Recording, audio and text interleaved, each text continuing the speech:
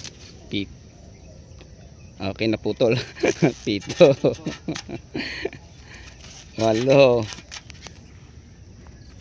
Siyam. Naputol. 10. So nakakatuwag pagmasdan mga ka-farmers, mga ka-viewers, mga subscriber natin, no? Kung meron tayong katuwang na ganito kalakas magtrabaho. Pwede na natin to bilhan mamaya ng burger or chicken joy na isang box. Yan o, tingnan nyo. 70 na. So ano pa lang, 19 kasanga, isang minuto. Ang bilis ka farmers, ang bilis ka viewers, ang bilis subscriber. Ayan. So ganyan lang na mga ka-farmers. So bakit tinatalian natin ang mga sanga sa ating talong? Kasi ang benepisyo pong makuha natin dito, pag ang ating talong ay lumaki, tingnan nyo ha, sobrang init sa atin dito, ay ang mga tanim natin ay nakaasa lang sa pagdidilig araw-araw o 3 beses sa isang linggo. Halimbawa ngayon nagdilig kami, bukas wala, bukas dilig, ganyan. So napakainit, 2 buwan na walang ulan.